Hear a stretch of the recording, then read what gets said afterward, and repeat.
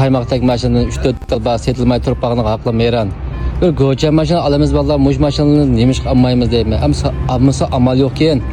Mashina lekin men maqtamayman, lekin deyilsak bo'lgan mashallah. İşkiliz bir cümmal, işkiliz uğunuşniki, küvensime o'xshash mashinaniki. Chiroqlardan qolsang hech qanday o'zgarish yo'q. Bir Langdon Kia jamoati o'zi meydaymiz, Donfon chang'alni meydab ketganmiz.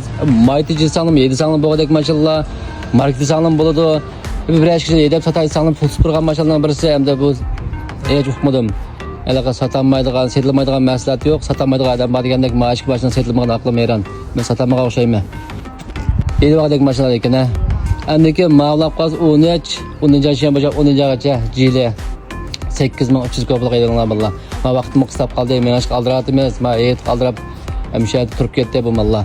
Andaki mavlab qazsa 13 ninki Nissan Yangan boşan, o 2-yaşa, şayini 8-yaşa. O 2000 bo'ldi 11800 koplik meydanlar bir eg'iz gap. Ben Nissan cemiyetinden manım bu plasma edan qipri.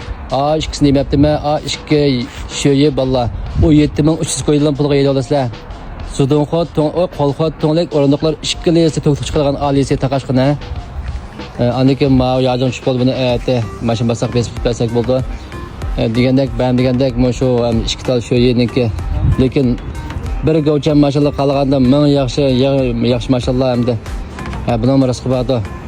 Şu vaqt saat kamiga o'xshaydi deb o'ylayapman. Unda qas aniqlabdi, qarama saqlayim ehtiyojing bo'lib qolsa, har qanday shipon, har qanday jihatdan bolan qo'yib bermay ishlayman mashinani.